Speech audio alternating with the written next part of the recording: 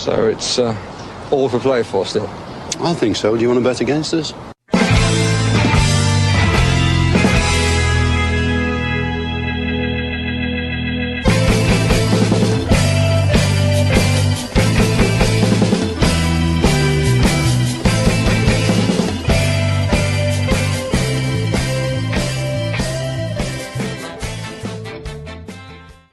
Hello, everybody, and welcome to For the Love of Paul McGrath podcast. And be honest with you, it's a team sheet tantrum like no other because we have an actual, I suppose, small bit of a tantrum to pull because it's not anywhere near the team that we said it would be, because Unai Emery has done his European trick and has thrown a spanner in the works. Well, not a spanner in the works, but thrown a curveball, and that's Lamar Bogart is playing at centre half tonight.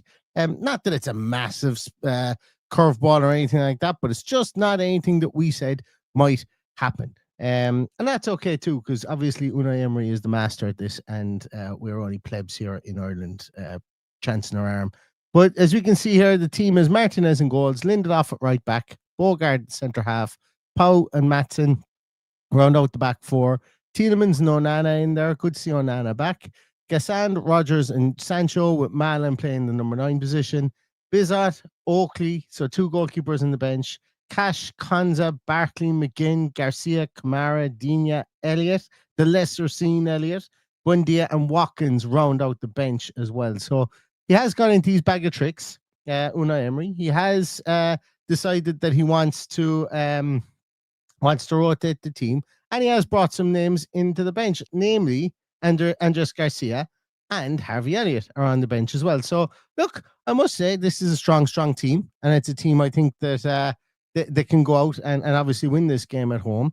Really, really interested to see if we actually set up with Lindelof at right back and Bogart at centre half.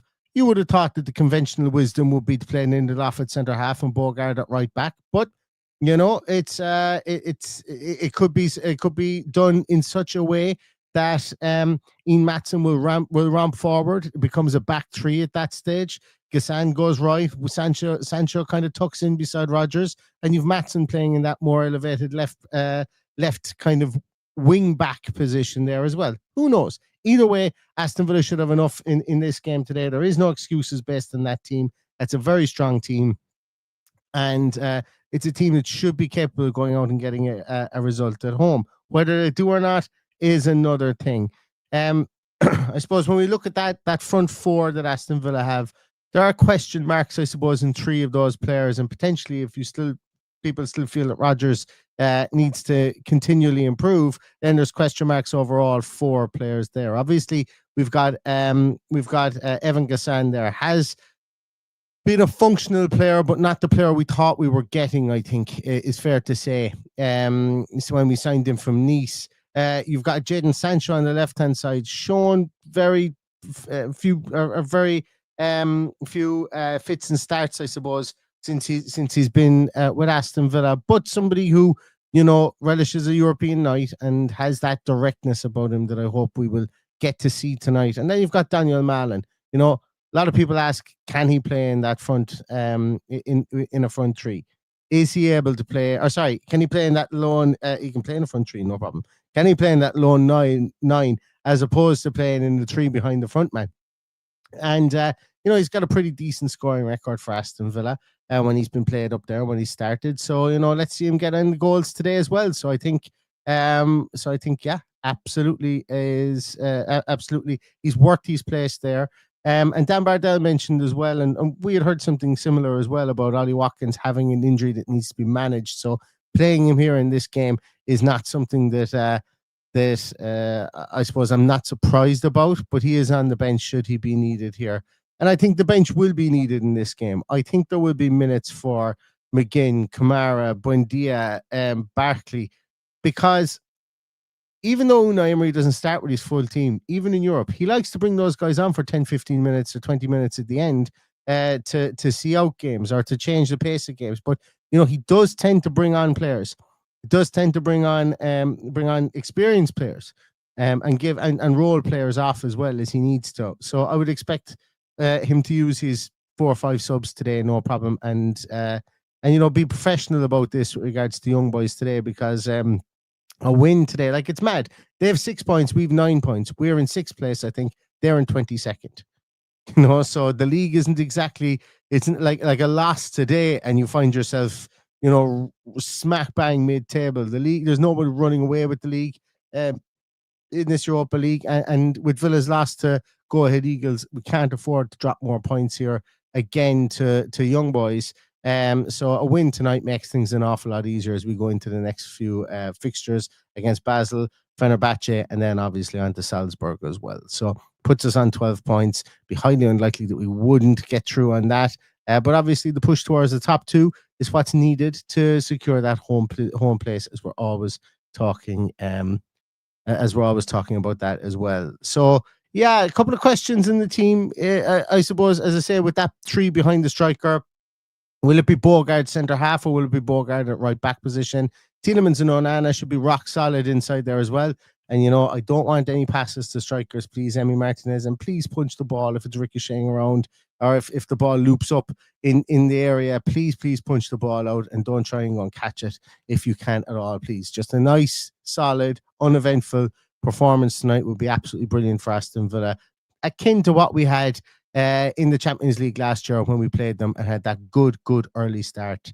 But for those of you that that didn't watch the preview that we had last night, this team are now managed by a darling of theirs, somebody who got a real tune out of this team between, I think it was 2018, 2021, 22.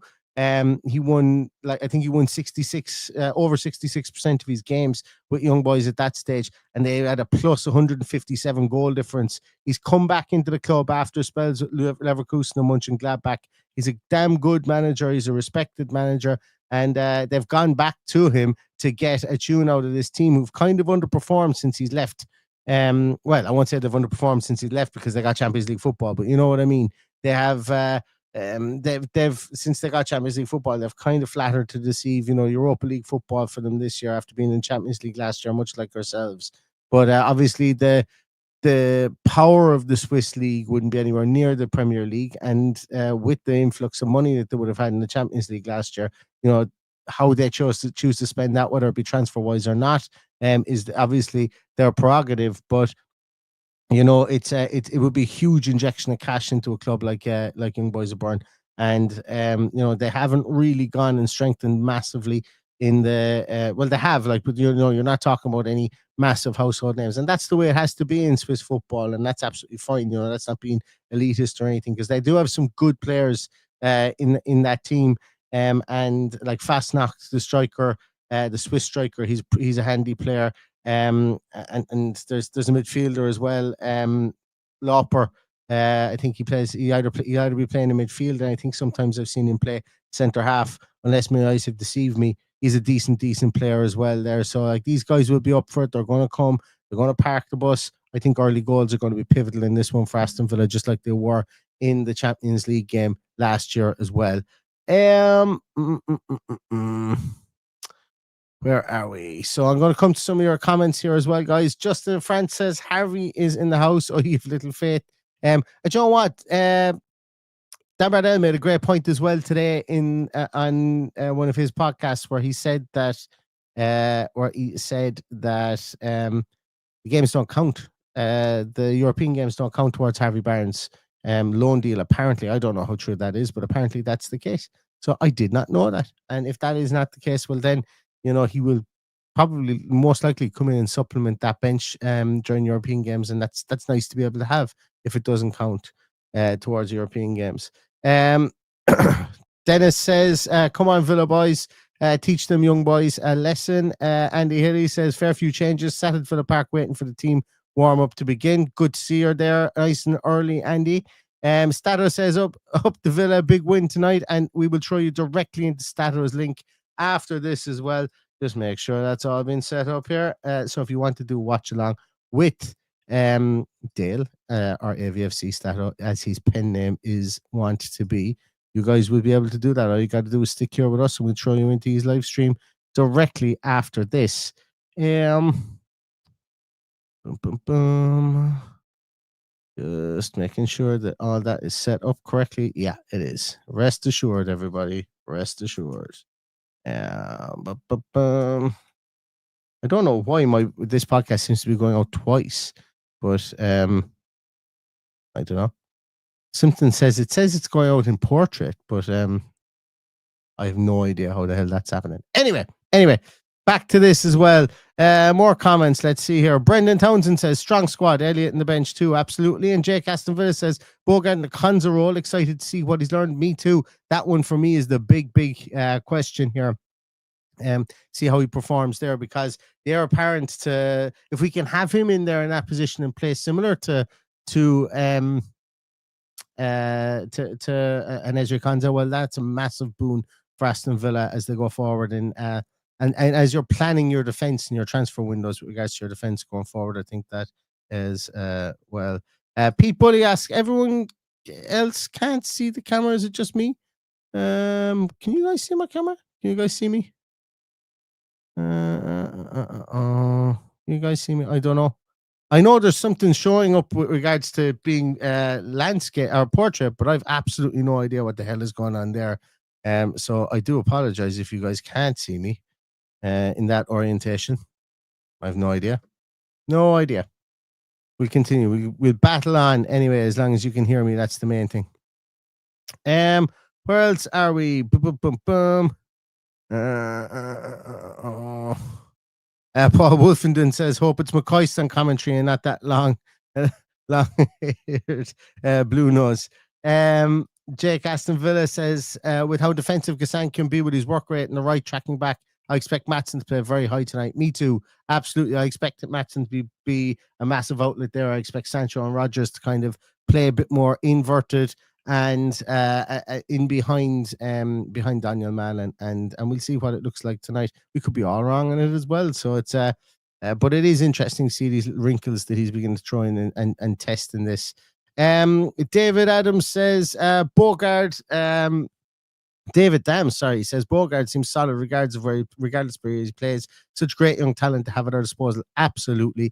You know, it's great to have versatile players, and it's great that we're training versatile players. I think you even look at Bradley Burrows. Bradley Burrows played as wing back and as a right back in the under-19 game against Azad Alkmaar, where they drew 2-2 yesterday.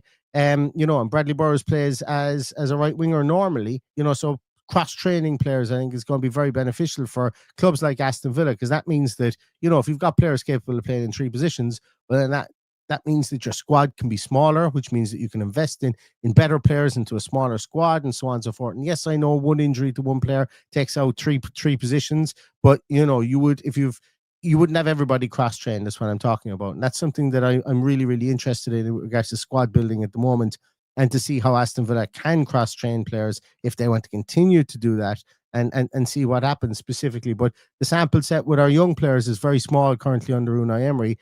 It's Lamar Bogart, and that's it, really, currently at the moment. So it'll be interesting to see what happens with a lot of those other players too, as well. Where else are we? Where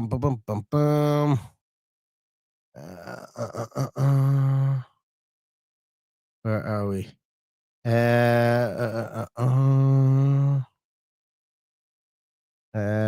Curry asks, Neil, do you see any rationale in 2 goalkeepers on the bench? I think it's wasteful, even if Braggio, Burns, Hemmings don't play either. But I think the reason for it in this game specifically is that all those guys played last night.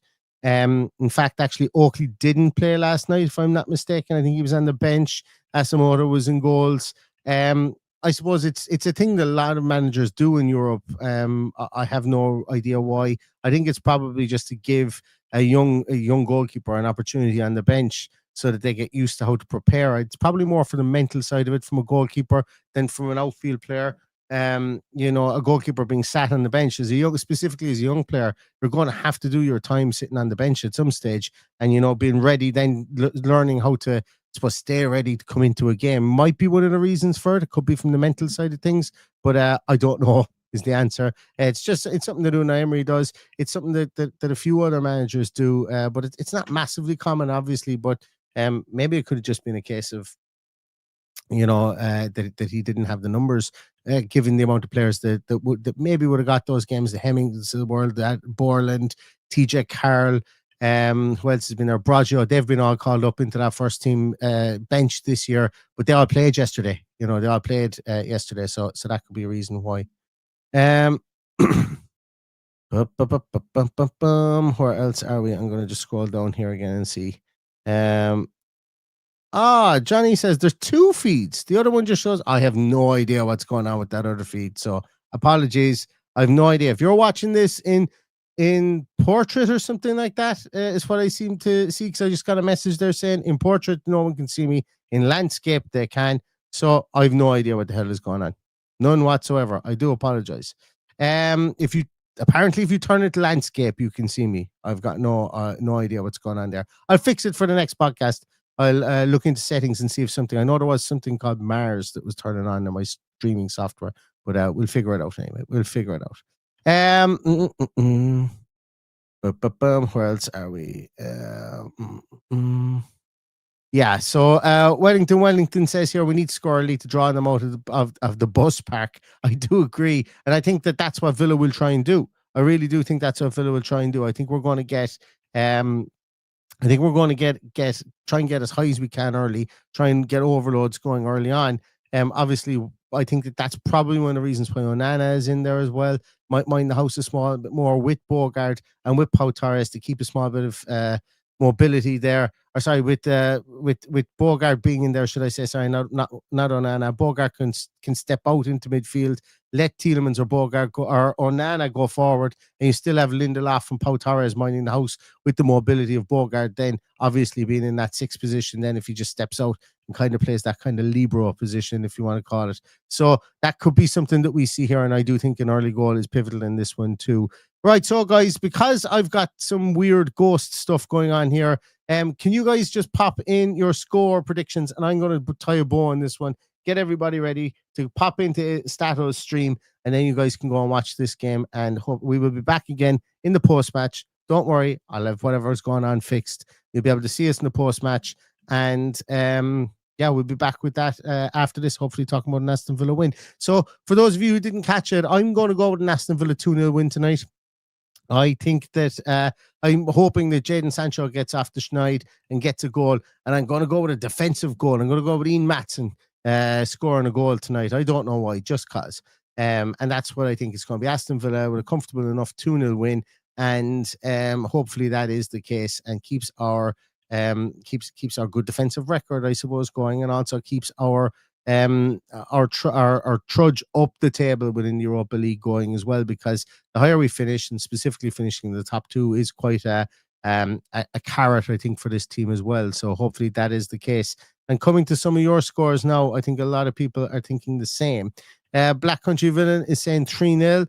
LP the Villain saying 3-1. Flange is going 4-1. Camera Baby 2-1. 2-0 says Wellington. 2-0 says Peter. Adam says 6-0 Villa. 7-0 says Paul. 3-1 says Steve. David Dwyer says 2-0. David Dam says 5-1. Black Country is going for 2-0. I thought you said, we won 3-0. Sorry, you said previously, Black Country said. 3-0 with Sancho to score, says Brendan. 4-1 says Jake. Dougie's going 5-1. Dr. Echo is going for a draw. Villa Paddy, I think I've seen him around here before. He's going 4-0 Villa. Peter's going with 3-1. John Collins is going 3-1. John is going for 3-0. 1-0 says Padjo. 3-1 says Jared Dunleavy. Carrie's going for 3-2 Thriller. I don't know, would that be a thriller? I wouldn't be too thrilled. It's conceding 2 goals at home. But yeah, as long as we win, I don't really care, I suppose. Michael Huggins is going for 3-0. And Joy Montague says any win will do at the very end. And I think, that's really the I suppose the objective of today's game. So with all the gremlins that are going on here, and the fact that only some of you can see me and only some of you can hear my dulcet tones, I'm going to cut it off at that. We will throw you directly into Stato's stream. If Stato isn't started yet, just stay where you are. You will be in his stream directly after this, and then he's going to fire you back into our post-match show then directly afterwards as well, and you will get all-encompassing coverage of Aston Villa Football Club versus Young Boys of BERN. But thanks so much, everybody. We'll get the gremlins straightened out. Here's hoping that Aston Villa win, and all that's left to say is up the Villa.